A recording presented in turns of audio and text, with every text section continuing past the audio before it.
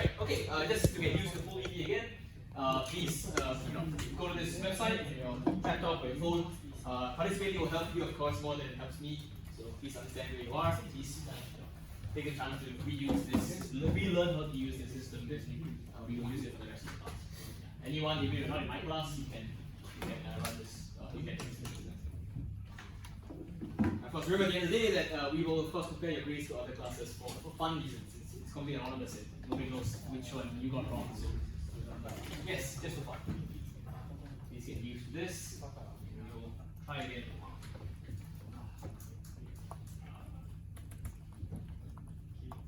Yes.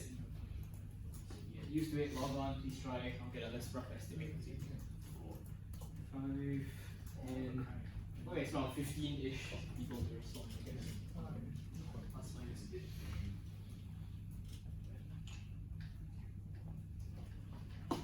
Okay, last answers. 3.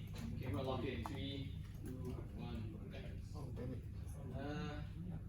Who's 1.5x? Who's sure. If that's the case, then the average is actually 1.01 or something. So okay, so be it. So be it. The highest. Can you open? Because I just one second to. I'm sorry. I didn't vote.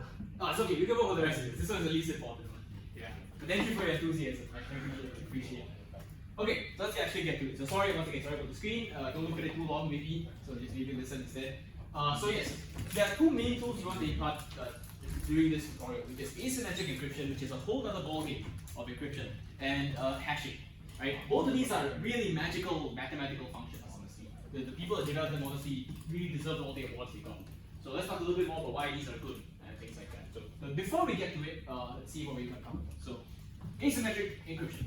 Right? So symmetric key encryption is just you and your friend both have the same key. You use the same key to encrypt and the same key to decrypt. That's symmetric key encryption. Right? So that's what we've learned so far. We learned the ways it could be done, of course, AES, CBC mode, all these other things. So stream, block ciphers. That's just how we do this, symmetric key encryption. Right? And the reason why symmetric key encryption works is because if you do an XOR, right, given a particular key and a value, you XOR them together. Right, at the end of the day, you XOR it again by one of those two values, you get back the original result. Which is why XOR is perfectly suited to symmetric base encryption. Right? But asymmetric keys, of course, are by the way, all these images I have stolen shamelessly off the internet, so please don't quote me. Asymmetric key encryption is where there is a asymmetry. Right? There are two keys. Right? The idea being generally that there's one public key and there's one private key. The public key, of course, is public. Everyone has access to whatever your public key might be. And the private key is something that only you keep to yourself. If you break one of these constraints, of course, this is no longer the right encryption scheme. So, what does this mean? In RSA-based public-private key encryption, you can actually encrypt and decrypt both ways. So if you have a public key and a private key, you can encrypt. You can do public first and then private, or private first and then public, and the end result will be the same.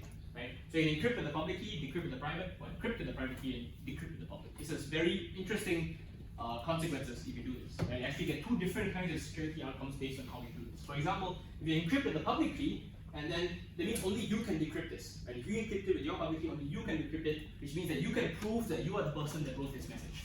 Right? If maybe you're interested, I guess Bitcoin essentially to some extent, one of the biggest mysteries in Bitcoin is who wrote the Bitcoin protocol, who wrote the white paper about Bitcoin. The sort of unknown person called Satoshi Nakamoto, right? That's kind of the pseudonym that he goes by. Right? Nobody knows for sure who he is, right? The only way to know for sure if he came out and said, here's the message or here's the hash block or something that I signed, and here's my key and I decrypted and it says, for sure this is me, because only I could possibly have this private key that use the public key to sign this value. Right? So that's one advantage of the other way around. Most of the time, someone will encrypt a message with your public key, and that means you will decrypt it with your private key, and only you can decrypt that message value. Right? So you can get two kinds of encryption based on which order you apply the keys. The important point, of course, this only applies for RSA-based asymmetric encryption. Right? So today's state of the art, generally speaking, is, let me try and say this properly, elliptic curve cryptography, ECC. Right? And that is today's kind of state of the art of asymmetric key encryption. That doesn't actually work both ways. Can't actually flip the keys. Right? So different mathematical ways in which you generate these two related keys that cannot be derived from each other, and these are the two ways that we know. Okay, great. And finally, we have hashes, which we'll talk about in a second. That's kind of the overview of today. So what's important today is you come away with this toolbox, right? You know when to apply these tools and when not to. And it's a very important point. Most of the time, for example, I will not, like, for example, I won't care about the details of RSA right? in a general setting outside. I will simply find a library and apply it properly. That's the only job I will have as a applier of computer security. And I will not, of course, dig into the details to the point where I know exactly what primes are calculated and how it's done. Right? Not necessarily. For the mod, of course, but after this point, of course, that's not the case. So, okay. So let's start with the question, because I want to have roughly judge, I guess, what you guys understand at this point. So, assume now we have Alice and Bob. It's Valentine's Day, so this is very apt. Right? Alice only wants to talk to Bob and no one else. Okay, this is the only person. And for this purpose, they took 107, they made a chat application specifically only to talk with this one other person. Right? So this whole chat application is literally built for just one person to talk to someone else. Right? Now, assuming that they can be eavesdrop, I don't know what kind of things they're sending. Let's assume, right? There are 4 things. Let's say we have 4 possible options in which the confidentiality of the messages on this channel could be encrypted with. Right? So it could be RSA with the 512-bit key, it could be RSA with the 2 with the 4-bit key, AES with 128-bit, or SHA-256 message targets. These are 4 options that are allowed essentially for Alice to create this communication channel between her and Bob. Okay? Now I want you to really think about it and see which one of these would you pick. Right? This is not actually a particularly far-fetched question, which is why I want everyone to give this a shot. Because kind of unreasonable or unclear requirements followed by unclear possible choices, or why only 4 choices, is a very good staple of the real world. So this is your sort of very vague problem statement, and also your 4 only possible solutions, why there could be many others. Right? So let's assume this is the case. Please try to answer this. What encryption scheme do you use if this is the goal you're trying to achieve? You and the other person talking one-on-one on your own chat application with potentially strong. That is the model that we have. Please think about it. This is more close to a real world question than maybe might be. So, okay, I'll wait for 2 seconds. 3, 2, 1. Okay, let's see. And most people say you will use. Wow, okay, you are so far the smartest class. Ooh. Okay, so far, next one, moving on. So, the first class, I completely bamboozled them. Okay, I got basically something at 25% times 4. It's beautiful. I was very happy with that. Bamboozled. Yeah, but okay, let's think about why some of these options are right or wrong. Also, there's a relationship to how much I explained before at the start. Maybe I should explain less and get different results. Anyway, so RSA, okay, first one, RSA 512-bit key. Okay, RSA 512-bit key is completely broken, meaning the bit length is so short that you and I could decrypt this with personal computers maybe in a few days or weeks, maybe at best. Right? So anything with RSA 512-bit key basically should not be used. Right? It's, at that point, it's basically like almost like a DES key level. Right? So that's the one side of the story. So let's look at RSA with the 204-bit key. Right? An important sort of fundamental idea behind asymmetric and symmetric key encryption is that because the symmetric key encryption is so much more convenient, right, and there's so many more extra characteristics, right, that must mean it must suffer somewhere else. Right? You never get things for free. Right? So RSA is wins an aspect that hey, you can have a public and private key pair, they can't be derived from each other. Because you have all of these extra constraints, you must give up something somewhere. And the one thing that it does give up is you need to have a much larger key in an asymmetric encryption scheme as opposed to a symmetric encryption scheme for the same security. Right? I believe in the slides was something like 5072-bit RSA is equivalent to 256-bit AES, or 128-bit AES, something along those lines. Right? So we're really looking at something like an order of magnitude, which is really scary. Right? So, but anyway, that's just make a larger key. That's fine. You can still get away with it. Right? So why would you choose between the two? Right? Most of you I think got the right idea, right? That AES is fast. Right? AES is fast. RSA is slow. Okay, that's a very important point. Right? You're right, you get all these guarantees, but RSA is not meant to be used as kind of like, oh, here's a bunch of messages, and you keep getting messages, you cipher them, and you send them out. You're not really meant to use it in that way. It's not really meant to encrypt large blocks of text and send it over, or send multiple messages again and again. Right? You can do it, it will just be slow. Right? So a fundamental idea behind a lot of HTTPS or modern day internet computing is that you will use your public-private key pair, your HTTPS cert or whatever it might be, to in the end negotiate a shared key. I say it again. You will use your asymmetric key encryption in some way so that you end up negotiating a shared key. So you can use a symmetric key encryption. Right? So the goal of most of these communications, if you're doing a long-form communication with someone over a large period of time, sending a lot of data, is basically this. You would basically encrypt a shared public key. Sorry, you would randomly choose a key, you would encrypt it, you would send that key to the other person, they would decrypt it with their private key, and they would use this key for further communication. Basically, of course, this goes to a lot more negotiation. Right? So for example, you receive a random key from someone and you start communicating with them. How do you know that's the person you're supposed to communicate with? So all the kinds of problems. Right? So let's say you two know each other, you just want to negotiate a key. This is one way you can do it. Right? And lastly, of course, we talked about SHA. Right? In this case, SHA doesn't really. This is not the right context to use a hashing-based algorithm. Right? If I was to hash a message and send it to someone else, how are they going to decrypt the message?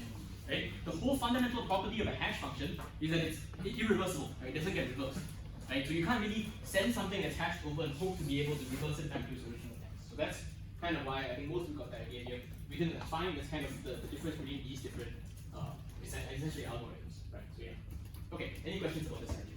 So the sort of fundamental idea behind when to use what idea, when to use what algorithm. Good, okay. Okay, now let's talk about cryptographic hash functions. And I put the word cryptographic here because you might have designed a hash function in CS2040.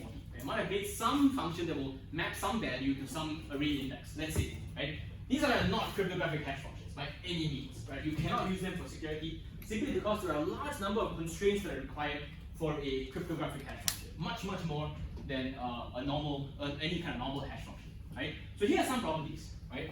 So even if all of us in this class sat down together and really racked our brains for a few months, right, hoping the one as a virus won't die, let's say we were to do that, we would still probably not be able to come up with a hash function that satisfies all these constraints, right? Because very smart people have done this, and at the end of the day, a lot of these have been cracked, right? MD5 was a hash function for many years. It's a default in all your computers. You use Linux, you write MD5 sum, it'll be there in your Linux command line terminal. You can find it on almost every PHP installation in the world server-side scripting languages. So MD5 was ubiquitous, right? And then one day it was cracked, and then it became completely unusable. Everything else that developed MD5 now had some serious issues to deal with, right? So that's one problem. And then you have SHA-1. SHA-1 is used in GitHub. All of your Git commits, all these things are all encrypted. All hashed with SHA, right? And SHA-1 recently also has been broken, not to the same level as MD5, basically. And it was done by a team, surprisingly, at NTU and France, right? Not NUS, very sad, of course, why can't we do it? It seems as NTU and some team in France as well. And they basically wrote a paper called SHA-1 is a shambles, right? So really gave them a hard time. SHA-1 essentially today is considered kind of broken. You can actually crack you can use this is a bit of a more complex attack. You can choose a prefix plain text. So let's say let's take the Heil Hitler example from previous class, right? Let's say the start of your message, you chose the start of the message as some text, right? And you choose two messages, both starting with the same text. They can generate the rest of the text so that both of them will hash to the same value, right? And that's a chosen prefix attack, but you don't even get to do that. But anyway, that's what they did with $100,000 worth of GPU equipment and time. Right? That's what they managed to do over a few months. So back to the hash function. Why is it so hard? Why is it so easy to crack them? Because you're trying to do something that's deterministic. Okay, so you give it some value x, it must output some other value y. And every time you give it x, it must output y. It must have this. Okay, that's a very fundamental idea behind it. You can't random this in any way. It's not a random function by any means. Okay, next, it has to be fast, but not too fast. Okay, that's a hard one, right? So it has to be fast. If you hash the value quickly, it can't take 1 day to hash something, right? But it also can't be too fast. If it takes like a few microseconds to hash something, then brute forcing it becomes a lot easier. Right? So you want to make it so that it's kind of slow, right? But also not so slow that it annoys your user when they're trying to, let's say a user trying to sign up to your online service and you try and hash this password or whatever that's insulted or whatever, but it takes like 1 day. You can't have that. So fast but not too fast. Okay, those are two first properties. Then you have the real security properties here. First one, collision resistance, really important, right? If I choose if I find any two values, right, that hash to the exact same output, I have broken the collision resistance idea, right? This is kind of the fundamental idea behind the birthday problem, right? If I have a large group of things, I find two things that happen to be identical from that large group, right, and they both happen to have some same value. That's kind of the problem with the collision resistance of a hash, right? It's not so much that you have a massive hash that outputs like 1,000 something bits or whatever. At the end of the day, every single hash is vulnerable to some class of birthday attack, right? Because you can always try and find some random two outputs or inputs that hash to the same output. Right? Just how complex is that going to be? So you want to make this so complex that this is very infeasible. Right? So birthday attack is a fundamental thing that's always there. Next one, you have to have this, otherwise you really not a hash function, which is pre-image resistance. Right? This is exactly the same basically as the actually I didn't say it here. This is basically one-way function. Right? You have an output, you cannot reverse it somehow to make an input. Okay? This should baffle you. It should absolutely baffle you because the hash function is deterministic, right? It takes some input, it goes through some series of computation and comes to some output, right? It makes sense that you should be able to reverse this somehow, right? It's not as if, for example, let's take a mathematical non-one-to-one function, right? Let's say you take y equals to x cubed. It goes up, it goes down, it goes up, right? You maybe have multiple values that hash to the same output, let's say, right? In that case, right, that there are two values that can hash to the same output. In a hash function, you kind of want to make sure that this doesn't happen, right? That two random values do not hash to the same output, right? So at the end of the day, trying to make a true one-way function like this is just not that easy, right? A one-way function that once again passes all of these tests. So that's the next bamboozling thing, right? It's a deterministic function that cannot be feasibly reversed, right? There are some very deep, like computer science theoretical concepts behind a one-way function, right? Like whether something to do with, I believe, don't quote me on this, I believe if you can prove that a one-way function is truly possible in all cases and have all these properties, you sort of solve the P equals NP problem or something, right? There's a particularly interesting result behind this. Anyway, this is how. Okay, and lastly, second pre-image persistence, which is if I have a value, I know it hashes to some other value, right? I should not be able to find a second value that will hash to the same output. Okay? Note that this is a much stronger constraint than this. Collision resistance is just a birthday problem. I find two random values, two of them happen to match, right? This is much stronger. I have a value, I know it hashes to something. Can I find something else that also hashes to it? This is a very, very strong constraint because you have to pick something and then pick something else identical. They will hash identically, right? And these are requirements of a good hash function. I'm like, wow, this is really hard. This is really, really hard. I don't have a way to explain to you how these hash functions work because I don't understand myself.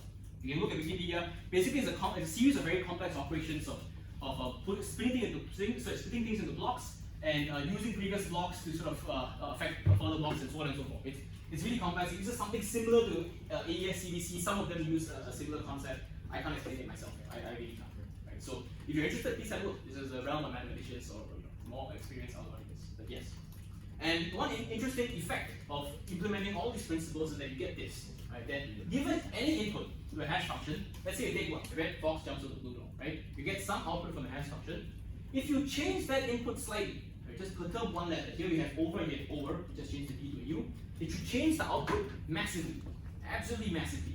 I sort of touched on this in the previous tutorial where if you have two outputs that look similar, if from that you can tell the inputs are similar, you have a problem, right? This kind of has an issue with the pre-image resistance, right? If you happen to find another hash that has a very similar kind of value to this, right? You kind of figure out that the plain text will also be kind of similar, right? So you don't want to have this property where a tiny change in input doesn't result in a large change in output. You want there to always be a large cascading effect every time you change something, right? And that is a property of any good cryptographic hash function.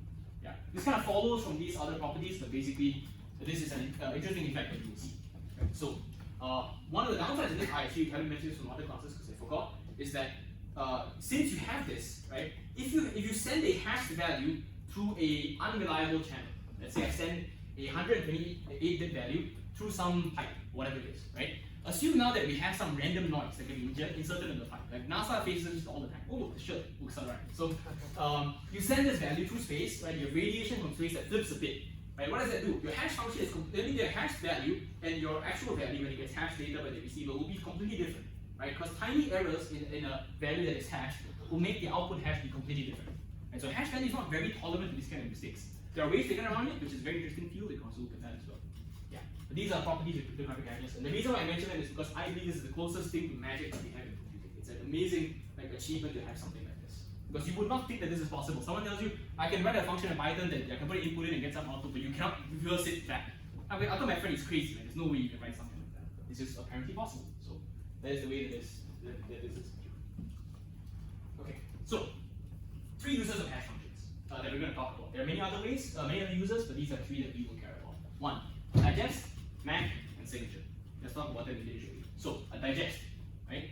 A digest basically means I take something, I digest it, I produce some output. Imagine it's like the poop of your digestion, right? Which is the hash output, right? You take your whatever long message, could be a few gigabytes in size, you digest it through a hash function, and out comes some fixed size value, 160 bits or whatever it might be, right? The important point is that you will send your plain text, or your cipher text, or whatever text, right? Actually, sorry, not cipher text, let me take that back, right? This hash function only provides integrity, right? No confidentiality in this respect, right? You send a plain text value from yourself to your friend or whatever, right? You hash that value, and you send it over to them through a secure channel, right? So, and the reason why what this is proving is that whatever value you send is the value that was supposed to be sent. Right? I'll say that again. If I'm supposed to send some large text over to a friend, I send the text itself in plain text. I send the encrypted, the hash value over. You'll compare the hash of the thing you received to the hash that I sent in. If they're the same, you know with a very good probability that these are exactly the same messages, right? So why this has to be sent over a secure channel is because the hash itself provides nothing else except the hash itself. An attacker could just modify this hash and could modify this. If these 2 channels are unsecure, right? Insecure, sorry. You can modify the actual message. You could just change the hash as well. And then you would have no idea what was sent, right? All you can prove with this system, if these two channels are both insecure, is that the hash that was sent and the message that you got were from the same input. That's it, right? Okay. So this is a digest. Okay. Now, if you think this doesn't have any use cases, you're wrong, because a lot of websites allow you to download a file, and next to the file they will list the hash as well. So the hash is on the website in plain text, and so is the thing you're downloading. You can just compare whether the thing you downloaded is the same as the hash that they listed on the website. Now, this assumes that the website, of course, is secure. Right? You assume that no one has hacked the website and changed the hash to them. But if you're okay with that risk, basically based on your threat model you mentioned, this is fine. So that's a hash. Okay. Now we have a MAC, right? A MAC and a signature are very similar, just except in the key that's used. The MAC uses a symmetric key, signature uses an asymmetric key. Right? So instead now of just sending the hash to a secure channel, which is a hard thing to come up with, right? If you already have a secure channel, just send the message to that channel anyway. Right? But anyway, other constraints, but yes. So in this case, I would send the message to the insecure channel, sorry. What's this unsecure? Weird. Okay. And I also send the MAC through an insecure channel at the same time, right? And the way this works is that I will encrypt my MAC with my symmetric key, right? That someone else also has. And the other side, my friend or whatever, will decrypt the MAC with the symmetric key, and now they can compare the MAC and the plain text and see whether they came from the same, they're the same essentially, or whether they hashed it the same. Right? And the reason I'm doing this is because if anyone intercepts this message and tries to modify the MAC, they cannot, right? Because they can't decrypt your value and change the MAC and encrypt it back and send it over. Right? So this is one way to handle the security of a MAC2 transit. This also provides authenticity, right? Because only you could have sent this MAC, essentially, not whoever has your private key, right? And of course, the corollary to this is that you can also make this through a public-private key system. Right? I will encrypt this MAC with my private key, and the other side will decrypt it with my public key, and then I will also know that I sent this MAC. Okay, that's all I kind of had for the recap here. I just wanted to show you these sort of 4 ideas, right? Asymmetric key encryption, digest, MAC, signature. Okay, those are the 4 important ones. Okay, any questions? Alright, excellent. So, let's get to the questions. So we missed out one from last week because we haven't learned hashing yet, which was this verification system we're creating using SHA. Right? So let's take a look at this diagram here. So we have a user that wants to prove that they are, they're authenticated to a server, right? So someone comes up with this system, right, where the user will send his user ID in plain text. They will send a 128-bit random string, also in plain text. This is kind of like an ID, right? And I will hash my password and this ID-like value, and I will send that as well, and across the plain text channel. And an eavesdropper, as you can see here, will be able to listen to all 3 of these values and then do whatever they want to them, right? And remember the idea behind the server knows this guy's password, right? We are assuming here that the server knows the password in plain text, okay? Let's assume that for now, otherwise this doesn't work, right? So the server will then, of course, take the random value that is in plain text. It will, of course, concatenate it with the password that it knows. It will check whether the hashes are the same. If they're the same, this user must know the correct password to concatenate. This is a one kind of hashing password-based system. Okay, now, question is that assuming all of this can be eavesdropped, right? Is 10 characters for a password enough, right? If 10 characters, so this R is known, right? Only this P is unknown at this point. Is 10 characters enough, right? We know this is the whole, of course, I'll let it open, right? Which is there is an RFC 4096, right? It tells you that you need some number of bits for some condition, right? Whatever it might be. So, question being, right? Is 10 characters for this password here, is that enough? I'll open the poll, you can answer it as you want, and I will switch back to the question so you can see, right? So the number of possible options here, right, or whether the password length is sufficient, right? This is the question, feel free to see. I'll switch back again later. Right, so user ID sent in plain text, the 128-bit ID like thing is also sent in plain text. The only thing I'm sending, sort of, not even encrypted, but just kind of, concealed is this hash, essentially. It's just put together of the random string and password. Is this a secure system? If it is, why? If not, why? It's basically the possible answers. Okay. If 10 characters for password, I'll wait for a while because this one is also important. I'm going to get it. There are not that many polls this time, maybe 4 or 5. Do try it if you have one.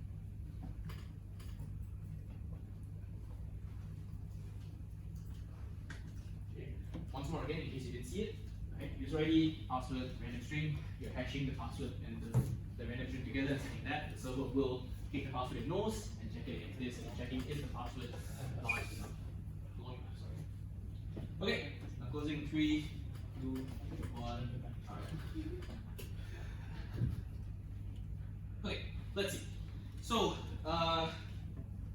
did we bamboozle? Let's see.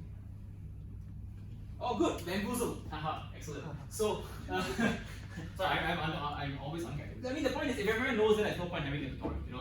So anyway, so yes, most people said with my very confident sounding phrase that yes, 10 characters is 59 bits, and this RFC requires you to have some number of bits, right? That is lower than this, right? Okay, and some people said no, this is an offline attack, which is easier than an online attack. Now, let's talk about what this RFC really means. Okay, you cannot blindly apply an RFC. Okay, this document that's there, right? The RFC says that you need some number of bits, right? If it's an online attack, right? This is an offline attack. You're able to listen to all this information, take it back to you with your thumb drive to your server farm at home or whatever, and then crack it at your own leisure. Right? You don't have to keep accessing the server cannot rate limit you, none of that can happen. Right? And because of that, this RFC does not apply anymore. Right? This sort of bit limit doesn't apply anymore.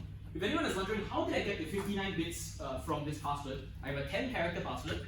Each character in the password has some number of characters it can be. I think it's 26 characters or whatever, it's A to Z, right? And if you multiply that together or power it essentially, you take the log base of 2, you can see there's basically 2 to the power of 59 random bits essentially inside a 10 character password that can have any number of characters inside. Right? 59 bits is pretty high, it's not bad, right? But it's not good enough for a offline attack. It's good enough for an online attack, but not enough for an offline attack. And that's the idea behind this question, right? Now,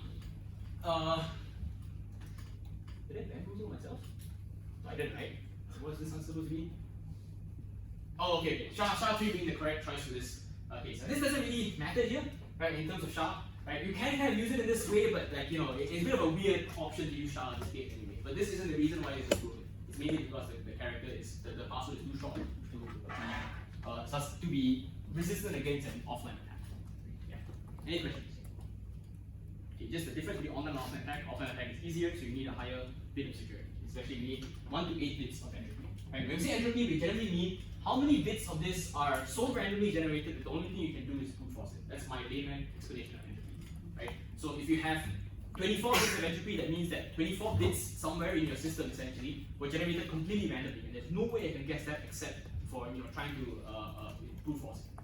Right? So in this case, even if you have 59 bits of pure entropy because your password is random, let's say, even though you know it's not, you're going to call it your name or your birthday or whatever, assume you've randomly chosen it, you still don't have enough bits for surviving offline.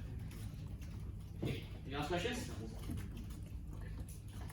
Okay, birthday attacks. Now, an important thing you'll see online is you might find someone calling this the birthday paradox. Okay, you are all not allowed to call this a paradox. Okay, please do not call this a paradox because it is not a paradox. A paradox is very strict requirements, right? That there's something that could, can neither be true or false, right? There is a paradox involved. There is no paradox here. This is simply a probability thing that's very easy to explain, right? So the idea is that let's say now we're all in this room, okay, and we want to find 2 people with the same PSLE score. Okay, let's assume whatever exam is up to you, or whatever exam we're interested in. Okay, we say the score from 0 to 300. Okay, and we all have some score. And we also assume that there is a uniform distribution of this score, across everything, right? And we want to find out, are there 2 people in this room with the same score? How many people do we have? 4, 5, 10, 50. Okay, it's a bit hard to see 2 people with the same score here. There's a good chance maybe that 2 people with the same score, but I don't want to try and find out because you have to exchange a lot of information. So let's say now I have a PSLE score, let's say, I don't remember, of 250. Right? I want to find someone else in this room with the same score. Someone else with a score of 250. Okay? That's hard.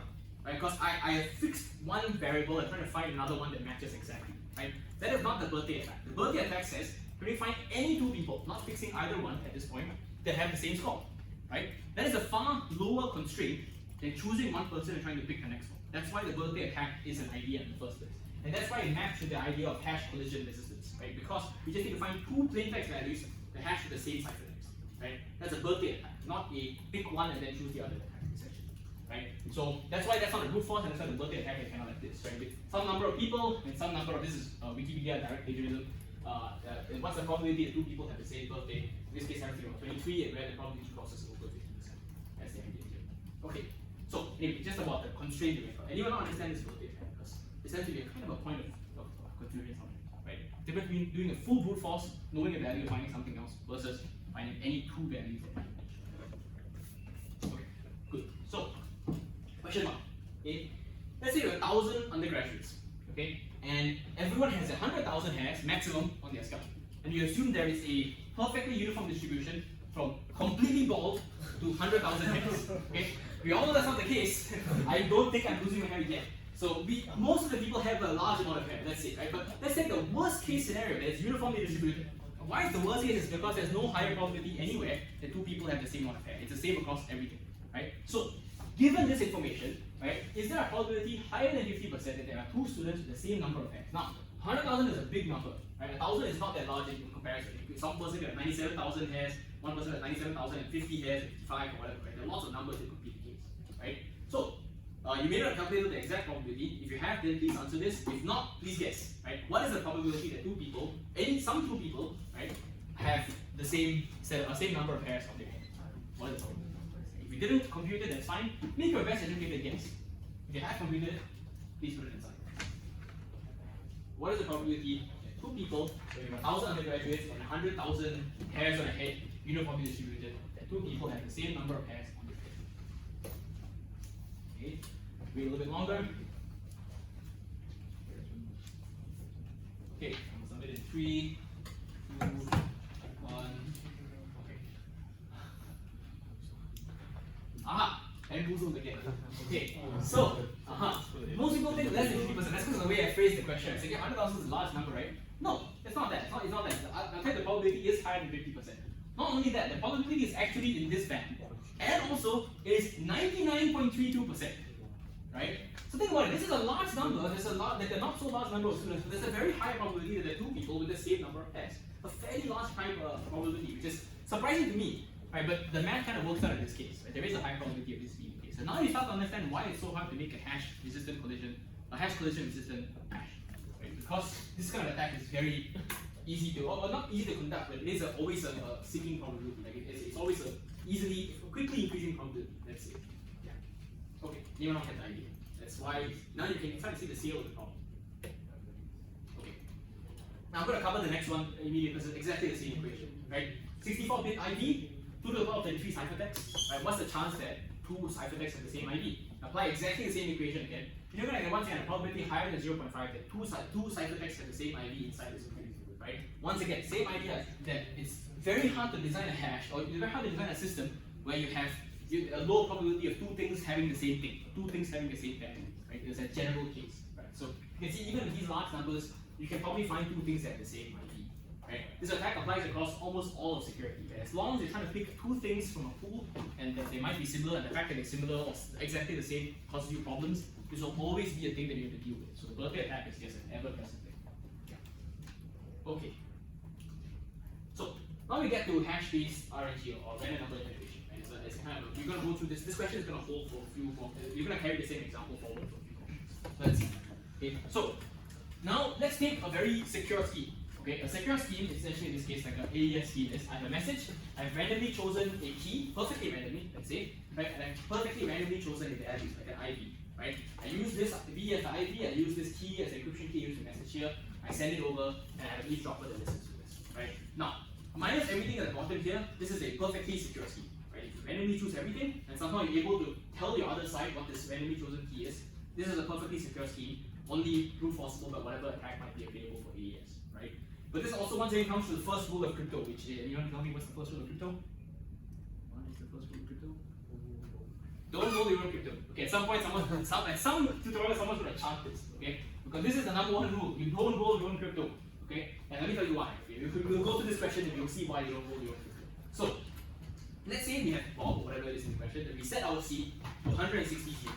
Okay, that's our this is our algorithm here, right? We set it to 160 zeros, right? We will hash this value, we will get some value x1, right? 160-bit output from SHA, basically, right? We'll take the first 128 bits because we want a 128-bit key, right? And we'll take that as our ID. So this becomes B, right? We'll then SHA this ID again, or whatever the ID plus some stuff, and then we will get the key again, so the key that's used to encrypt this message, right? That's our generation process. Okay, now, let's assume an attacker knows this whole process. Okay, I'm an attacker, I'm aware of this entire process. Okay, why is this insecure? Okay, I think what's the question here? Yeah, why is this vulnerable to what I consider to be one of the worst kinds of attack, a ciphertext only attack, right? You receive the ciphertext, and then you can do whatever you want, right? Why is this attack still vulnerable to just a very, basic ciphertext only attack? Is it because you see it's too short, you're applying SHA twice, you decrease the security, you take the leading bits of SHA, which is too weak, key generation process itself is flawed? What kind of possible answer could be here? right? Once again, I'll show you this process. Right? The process on top is perfectly secure. The process below, assume that an attacker knows the whole process. What is the issue here? Okay, wait a few more. Okay, 3, 2, 1. So, okay, good. I think everyone roughly gets the idea here, right? That this process is deterministic, right? I started with 160 zeros, right? I SHA that, so whatever output I get here is deterministic, right? I know exactly what this output is going to be. It's just a SHA of 160 zeros, right? I do this again, it's still deterministic, right? I can always get x1 and x2 if I know the C is 160 zeros, right? So I always know the key, I always know the ID, and I'm good. I will know the ID anyway because I send it, but I'll always know the key from this process, right? So now that the seed is too short, 160 bits is fine. It's okay, you can work with that, right? Okay, let's talk about some of these other two. Okay, you might come to a situation where you apply hashing functions multiple times, right? Now, I don't know the theory behind this, but generally speaking, this doesn't reduce the security of your system, right? But it may not necessarily increase it either, right? There may not be much of a reason for you know, I mean, there may not be much increase in security, but a lot of systems do multiple rounds of hashing as part of their security schemes. Right? They do multiple rounds of some encryption algorithm. So multiple rounds is a pretty common thing. Taking a prefix, okay, at some point of time you're probably going to do this. Okay, so this is the one you have to really listen out for, right? Is you're always taking the leading some number of bits from a SHA output, right? You need to know for sure that you are reducing the security of the SHA system. You are, right? SHA is guaranteeing you 160 bits of pure randomness. You are taking 128. So you are reducing the security of the system. But 128 bits here, still okay. You can still work with it. But you need to be actively sure when you're doing this that you're doing it correctly. If, for example, take absurd cases, I take a SHA output, I take the first bit, right? Okay, I have 1 bit of entropy, now what? Even if the SHA is a fantastic SHA algorithm, right? The first bit is still no good to me. I can either be 0 or 1. Any system that uses that only has 1 bit of entropy, right? So be very careful when you use this. This is not a magical tool that you can just use and ignore it, right? So of course here, problem is that the message generation process is deterministic. Any questions? Okay. This last one I really want to know because we're going to do this at some point in time. Somewhere in your life you're going to be doing this, right? So you need to be doing this with your eyes open, is what I'm saying. Okay. So, yeah, deterministic key process and fixed zero. So, now let's say you were to go to Stack Overflow. Okay, this is a question very close to my heart because I have done this. I've done this in production code. I might have, right? No, not production code when I'm in university. Production code while back, right? So let's assume this is the case, right? Time-based random keys. And what happens is that I search a Stack Overflow. How do I make a C random number, right? That is secure enough, right? Someone says I take the time, the current system time. I use that as a seed for random number generator, and I use that to generate some random number. I use this as the seed to my algorithm, right? Just use it. I'm basically using just generating a random number to use later on as a seed, right? Now, why is this not secure, right? But the question I'm going to ask is a bit different. Right? It is which one of these things is not a contributing factor to why this is bad, right? I say it again. Which one of these things is okay, right? So there are 3 things here that are not okay, and one of these things that is okay, right? Please let me know which one of these things is okay. Yeah, so not a contributing factor to why this is a bad. Not a contributing. Right? Which one is not a contributing factor? So which one of these is okay? I can get away with this, it's fine, I don't really have an issue. It's fine. So this comes down to once again about knowing your system in and out, right? Even if you don't know what the math inside is, you need to know what the constraints are and what it's capable of doing. So in this case, why is this bad? Sorry, which one of these reasons is not the problem? Which one of these things is not the problem? Okay, close it in 3, 2, 1. Okay. Let's see.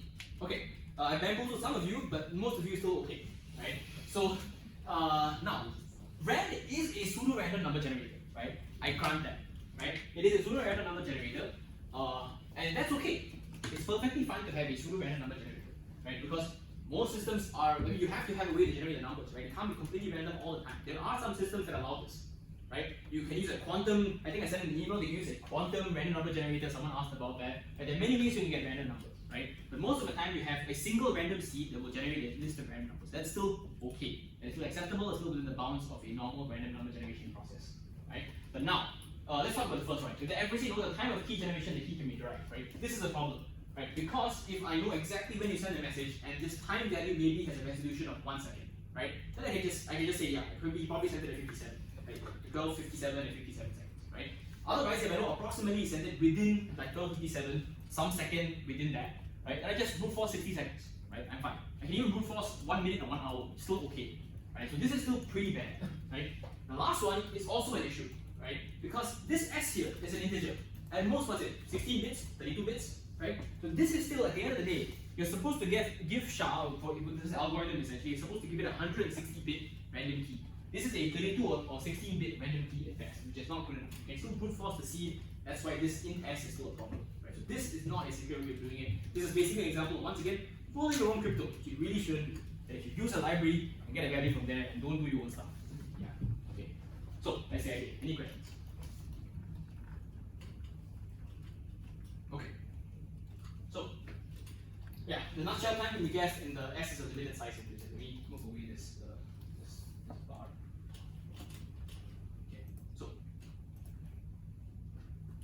now let's talk about incorrect implementations, right? So let's say now I fix this, right? Assume now magically I choose a fully random seed.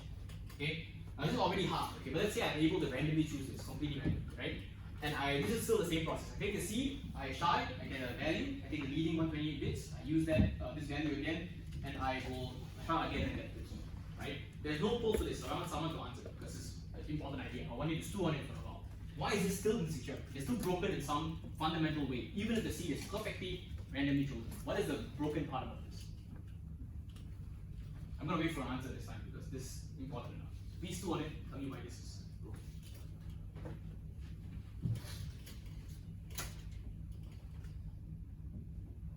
I will tell you that it has to do, of course, with this x1 and x2 shy, and deriving the key and the value from this process.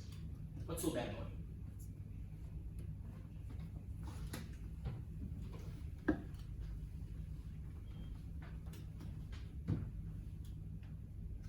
I have infinite patience, I'll wait on this awkward silence as long as it takes. So I want someone to guess this. Yes. If you choose two separate completely random numbers, Okay. then you will have to compute both of them separately. You can compute 2 to the power 1 to 8 times 2 to the power 1 to 8 because they have different combinations. Okay. But because this is deterministic, as long as you determine one x1, then you feed it into the SHA, then you just have to compute the x1, and the x2 corresponding x2 is just a given. So it reduces the security bit. Right. To some, yes, you are partially correct at this point, right? This C doesn't actually matter because I just guessed x1, and once I guess x1 sufficiently, let's say I guess 2 to the power of 160 possible combination of x1, I can kind of get x2, right? So that's the complexity here. Instead of getting 2 to the power 160 times 2, it's 2 to the power 160, right? Can we do better? What's the better way? We can go below 160 actually. How can we do it? I'll tell you, the answer is we can go to 2 to the power 32, but how do we get there? Because you know the fee. The fee is, yes. If you know the fee, right. So you can, the leading one to get is known, then you can get before the rest. Exactly. Let's ignore the C, the C is no longer relevant, right? Because we know that the key is generated from SHA of x1, so we only care about x1 at this point, right? x1 is basically a combination of V and some 32-bit value that came out of the SHA process, right? So I'll say your frame of reference, V and 32 bits of random number, right? You send V in plain text, right? The attacker knows V, right? So if they just need to guess the last 32 bits of this x1, right? They know the leading 128, you send it to the clear, the last 32 bits is the only unknown part. So if you brute force that enough, you essentially come to a point where you can compute x2, and therefore you can compute the k. You try to decrypt the message, and you can basically at some point you decrypt it, and you will see that that is the actual key. Yeah. So SHA is not magic. Okay, if you give it crap, it will give you crap. In this case, you've given it an input that is mostly known. Only the last part of it is not being on the last 32 bits. And we can brute force to the power of 32 all day long. Right? We can do that very easily. Right? So that's why this system is insecure. Even if you chose a perfect key, this S doesn't contribute to security down here. It doesn't actually change anything. Yeah, and that's the reason why this is bad. Please understand this, so please ask me any questions at this point. Right? SHA is fine. Our problem is that we are sending some of the stuff that is used to generate the key in plain text. Yeah. So we are reducing how much random input we are giving to SHA. Any questions? Okay. Okay. Sure. Nothing else? All right. So one last question, which is protecting more than just a private key. So now we have Bob. Okay. Bob's a bit of a dum-dum. Right? He didn't take CS 107. It's not as smart as you guys. Right? So he has access to SHA-256. Okay, not SHA-1, super secure, and AES. Okay. Now, really think about this carefully. Once again, no more polls, and the people that previously answered cannot answer this, right? Because this is so important. Right? So he chooses randomly like 320-bit key. Okay, he does that. Fantastic. Okay, randomly chosen private key. Great. Okay, the public key is derived from the private key using a SHA function. Still, okay, maybe not that bad, right? Because the SHA function is deterministic, but you can't reverse it, right? So even if you know the public key, you can't get Bob's private key. But you're good. You're pretty much solid, right? The encryption process is you will take his public key and you will encrypt the plain text with it. And the decryption process, he will take SHA-256 of the private key, and then he will put it on the ciphertext and get some value back. Okay. The people who didn't answer previously, why is this bad? What did we screw up? Because even though he has a private key, he doesn't even use it. yeah. He has a private key which is just not used, right? You SHA-256 the private key, you get the public key, right? So basically, the first problem is that you're encrypting with a symmetric key algorithm with the public key. The public key is by definition in the public, so everyone knows it. Right, so basically say, hi, my password is 12345, I'm going to encrypt this with that password and send it out. And everyone's like, okay, we'll just decrypt it, I guess. And that's kind of what's happening here. And if you encrypt it in a symmetric key algorithm with a public key, you're going to decrypt it with the same public key anyway. Right? So this is once again the wrong tool for the job. Okay, he probably smoked some crack or something and read a Stack Overflow. Right? He said someone Stack Overflow told him, hey, why don't you just use a symmetric key algorithm? He learned from 217, I can use a public, private key and just do that in the algorithm. So, yeah. Point being is, don't smoke before writing your crypto. I don't know what that is. Right? It is honestly so dumb that it just doesn't even warrant discussion. But yes, if you think this hasn't happened before, it probably has. Someone has done it. Right? Which is why you take this course. So if your boss asks you to do something like this, you're like, I heard RSA is fantastic. Can we just like make it with AES? You're like, no, you can't do that. Yeah. So yeah, terrible idea. Please don't do this. I don't know what to say here. This is very egregious. Yeah, this is the kind of stuff you should probably get thrown in jail for. So yeah. Okay. Public is public. Nothing more to say about it. Public keys. Okay, we'll cover the next two questions in the next tutorial. So I need to do some stuff, so please don't rush away too soon. So let me just summarize and take your picture and then attend it. So you can do all that. Okay, right. So online attacks, right? Need less entropy if you're only doing an online attack, right? Because you can rate limit the person, you can block your IP. Funny story, I got my entire JC banned from Wikipedia for 6 months because I did something. That happened once. So I edited an article I wasn't supposed to edit and I put some very weird edits in there. So anyone from NJC? Okay. Also from National JC, you said? Sorry? What JC? National. Oh, no. Oh, okay. I'll tell you the story next time. Anyway, yeah. So yes, online attacks. You can do IP range banning. You can do all sorts of things to prevent it. Offline attacks. Once the attacker has the thing, they can do whatever they want. Right? Okay. Birthday problem. Right? It's all about finding a pair of identical things. It's easier than finding one thing that matches another. You know one. Right? Hash alone is not magical. You need to use it properly. Right? You can't just use it magically. It is used in proper context. You can't just use it for anything. It has good property, but that's all. Time is not random enough. Right? Nowadays, people use any other kind of entry, just not. It's part of the entity pool, maybe, but it's not really the main source. Right? If you know the input to SHA function, you can still brute force it because you care about the input for the output. If you know most of the input, you can still figure out the output, the input value. And of course, last one, public is a public, don't be a bomb. Okay. You can't see the link here because the screen is washed up and your screen has keep like there. Let me quickly take a picture. Okay, so important point, look good for the picture because if you get the virus, it might be